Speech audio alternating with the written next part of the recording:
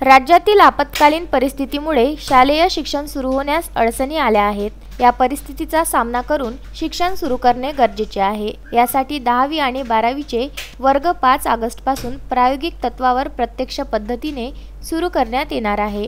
तसेच 21 जुलैपासून 5वीचे वर्ग ऑनलाईन पद्धतीने सुरू करण्यात येणार आहे, अशी माहिती शालेय शिक्षण राज्यमंत्री बच्चू कडू यांनी दिली।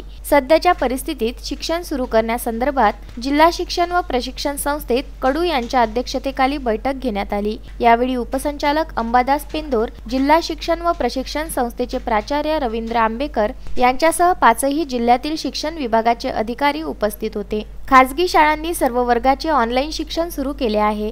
यामुळे खासगी आणि शासकीय शाळांतील विद्यार्थ्यांमध्ये शैक्षणिक विषमता वाढेल। यावर उपाय म्हणून शिक्षण विभागाच्या शाळाही सुरू होणे गरजेचे आहे। यासाठी पहिल्या टप्प्यात 10वी आणि 12वीचे प्रत्यक्ष वर्ग सुरू होणार आहे। यामध्ये प्रत्यक्ष तालुक्यातील एक शाळा सुरू करण्याचे नियोजन करावे। शाळा सुरू करण्यासाठी येणाऱ्या अडचणी दूर करून इतरही ठिकाणच्या शाळा सुरू करण्यासाठी प्रयत्न करावेत।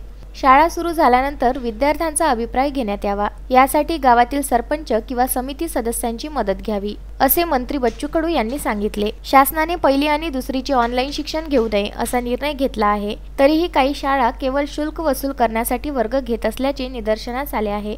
अद्यापपर्यंत एकाही शाळेवर कारवाई करण्यात आली नाही। तसेच काही शाळा विद्यार्थ्यांना पुस्तके घेण्यासाठी सांगत आहे।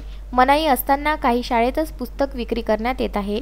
यानंतर तक्रार प्राप्त झाल्यास शाळा व्यवस्थापनासह शिक्षण विभागाच्या अधिकाऱ्यांना जबाबदार धरून फौजदारी कारवाई करण्यात येईल, असेही कडू यांनी सांगितले।